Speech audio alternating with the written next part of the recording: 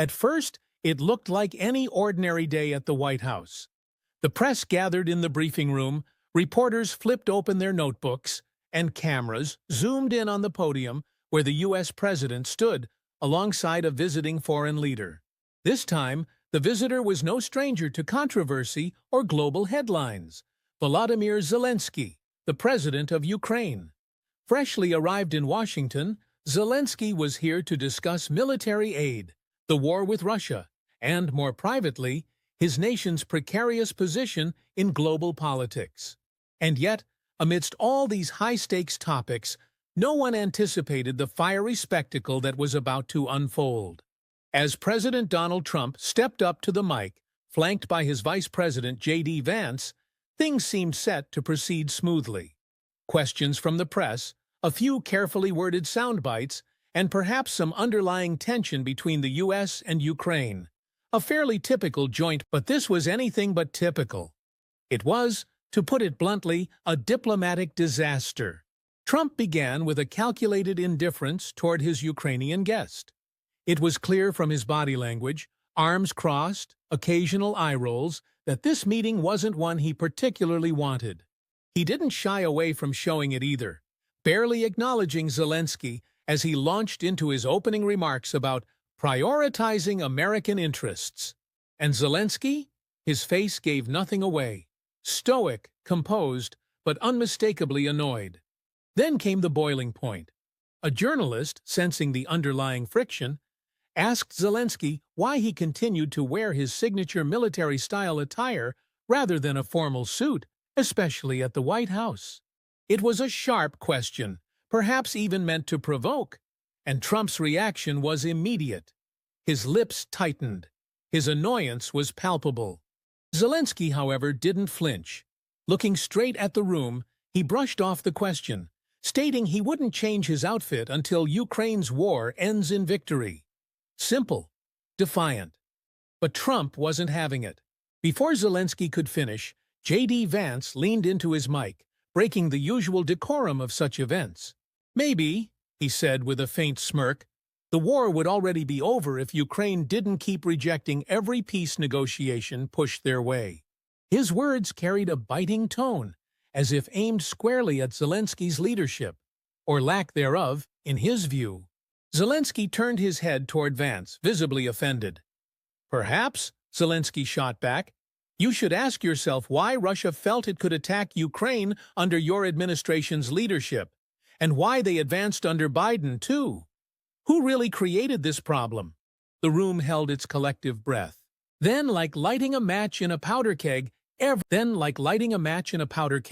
everything erupted.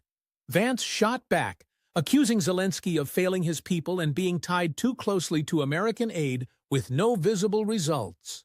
Zelensky fired an insult that no broadcast station would later cover in full. An expletive directed not just at Vance, but seemingly at the U.S.'s entire foreign policy approach. The president of Ukraine, standing at a podium within the White House, personally insulted the Vice President of the United States. That's when Donald Trump jumped in, turning the entire event into a verbal free-for-all. Trump dismissed Zelensky outright, mocking his insistence on symbolism over results. His words were a direct attack on Ukraine's ongoing dependence on U.S. military funding.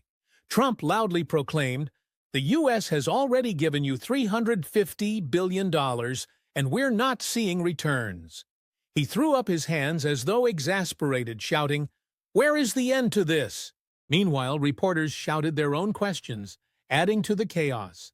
But no one on stage was listening anymore. Everything erupted. Vance shot back, accusing Zelensky of failing his people and being tied too closely to American aid with no visible results. Zelensky fired an insult that no broadcast station would later cover in full. An expletive directed not just at Vance, but seemingly at the U.S.'s entire foreign policy approach. That's when Donald Trump jumped in, turning the entire event into a verbal free-for-all. Trump dismissed Zelensky outright, mocking his insistence on symbolism over results. His words were a direct attack on Ukraine's ongoing dependence on U.S. military funding. Trump loudly proclaimed, The U.S. has already given you $350 billion, and we're not seeing returns." He threw up his hands as though exasperated, shouting, "Where is the end to this?"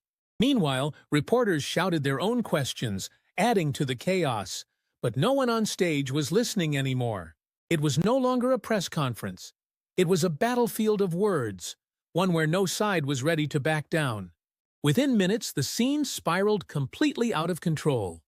Trump and Zelensky's voices overlapped as each tried to drown out the other. Zelensky, clearly frustrated, accused Trump's administration of not understanding global stability. And Trump?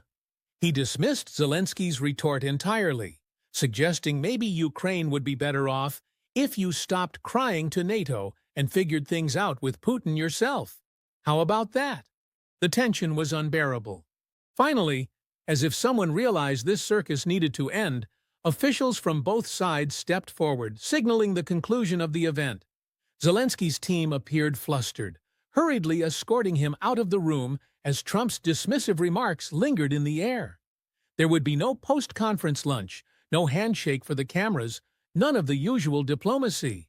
Outside the White House gates, Zelensky was quickly ushered into a black SUV. A journalist yelled out, "Mr. Zelensky, will you return to the White House in the future?" With his eyes glaring into the cameras, Zelensky coldly replied, "No, nothing more." Now, as the immediate dust settled, the fallout began. Democrats swiftly declared it a national embarrassment, accusing Trump of disrespecting not just Ukraine, but the United States' international standing. "Have you ever seen a press conference like this in America?" one prominent Democrat asked during a CNN segment that evening. Republicans, meanwhile, rallied behind Trump. On social media, conservative voices painted Zelensky as ungrateful for American support. "That guy should just stay in Ukraine and let Putin run him over with tanks," one outspoken commentator declared on Twitter. But the chaos didn't stop there. Speculation began swirling across news outlets and social media that this entire debacle wasn't what it seemed. Was it a genuine, heated exchange? Or was it a calculated setup, orchestrated down to the last insult?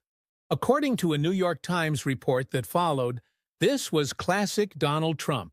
Anonymous sources suggested the press conference was designed to provoke Zelensky, cornering him into a defensive stance that would make him appear weak, desperate, even disrespectful.